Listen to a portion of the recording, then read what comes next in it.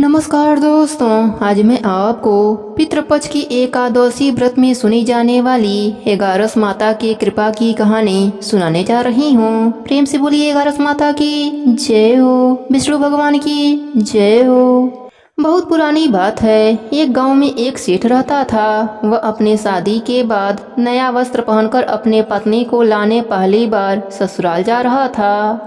रास्ते में उसने एक गाय को तालाब की ओर जाते देखा। वह गाय पानी पीने के लिए तालाब में उतर तो गई, लेकिन कीचड़ होने की वजह से वह तालाब से बाहर नहीं निकल पा रही थी।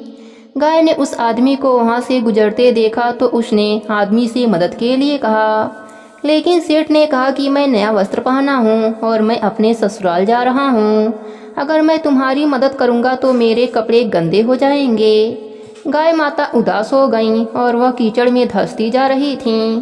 गाय ने उस सेठ को श्राप दे दिया कि अब से 8 पहर बाद तू गधा बन जाएगा। अब वह सेठ डर गया और गाय से अपने भूल के लिए क्षमा मांगने लगा, लेकिन तब तक गाय पूरी तरह पानी में डूब चुकी थी। वह सेठ पछताता हुआ उदास मन से अपने ससुराल पहुंचा।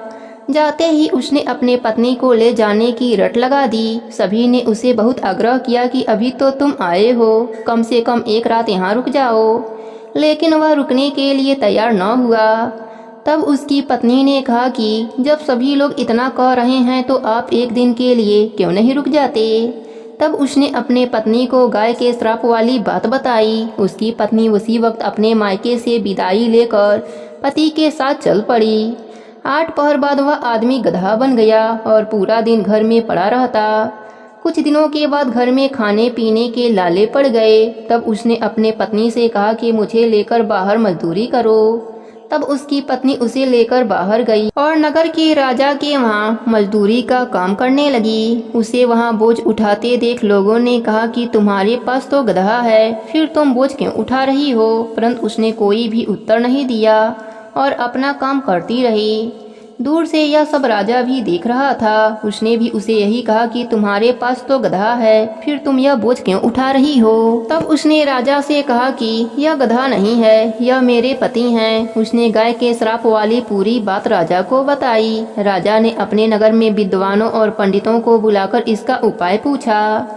तब एक विद्वान ने बताया कि जिस किसी ने 101 एगारस का व्रत किया हो वह अपने पुण्य का फल इसे दे दे तो यह अपने असली रूप में आ सकता है। यहाँ हम आपको एगारस का अर्थ स्पष्ट कर देते हैं। 11 एकादशी व्रत रखने पर एक एगारस पूरा होता है और 22 एकादशी का व्रत रखने पर 2 एगारस पूरा होता है। ऐसे ही जिसने 101 बार 11 एकादशी के व्रत किए हों उसके पुण्य के फल से वह आदमी अपने असली रूप में आ जाएगा। राजा ने अपने पूरे नगर में घोषणा करा दी, लेकिन किसी ने भी पूरे 101 एगारस न किए थे। कई दिन बाद उन्हें एक बुढ़िया मिली जिसने 101 एगारस पूरा कर लिया था। राजा ने उस बुढ़िया को उसका फल देने को कहा, लेकिन वह बुढ़िया 100 एगारस का फल देने को तैयार हुई, क्योंकि 1 एगारस का फल वह खुद अपने लिए रखना चाहती थी, जिससे कि उसे मोक्ष की प्राप्ति हो सके और वैकुंठ धाम में वास मिल सके। इतना कहकर उसने अपने 100 एगारस का फल उस सेठ को दे दिया। तब वह गधा से मनुष्य रूप में आ गया, लेकिन 1 एगारस कम होने के वजह से गधे की पूंछ उसके शरीर से नहीं गई। एगारस की यह महिमा देखकर वह पति पत्नी एगारस व्रत करने का निर्णय लिया। दोनों पति पत्नी एगारस का व्रत करने लगे।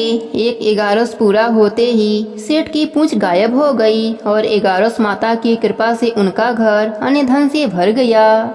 हे एगारस माता, जैसे आपने सेठ पर अपनी कृपा करी वैसे ही अपने सभी भक्तों पर अपनी कृपा बनाए रखना। सबके व्रत को पूर्ण करना। कहानी अधूरी हो तो पूरी करना, पूरी हो तो मान रखना। प्रेम से बोलिए एगारस माता की जय हो, विष्णु भगवान की जय हो।